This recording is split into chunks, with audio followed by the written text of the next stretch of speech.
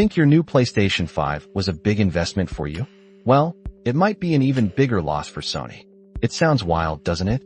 For years, console manufacturers like Sony have played a fascinating game. They often launch new consoles, like the original PlayStation 5 back in November 2020, selling them at a slight loss. It's a strategic move, known as subsidizing the hardware, because they know you'll buy games, subscriptions, and accessories, which is where the real profit happens.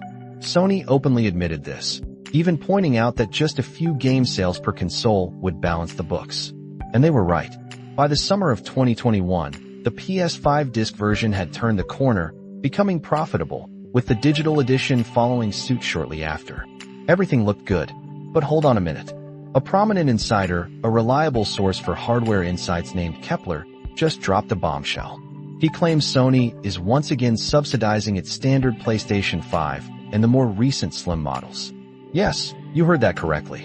The rising cost of components, things like GDDR6 memory chips and the custom-made wafers from TSMC that form the console's core processor, has apparently pushed manufacturing costs up so high that Sony is selling these units below their production cost.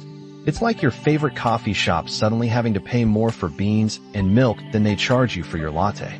So, which PS5 is actually making money for Sony right now? According to Kepler, it's only the high-end PS5 Pro hardware.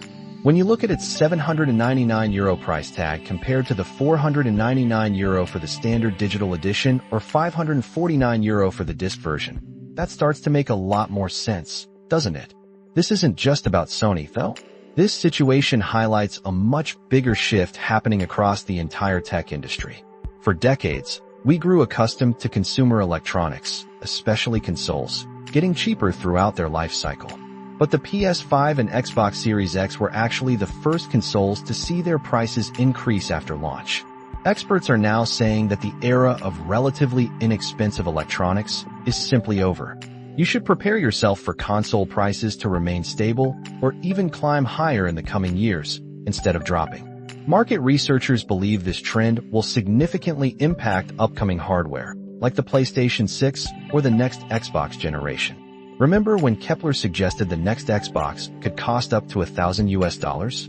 And just look at the new PC gaming handhelds, like the ROG Ally X, confirmed to launch at €899.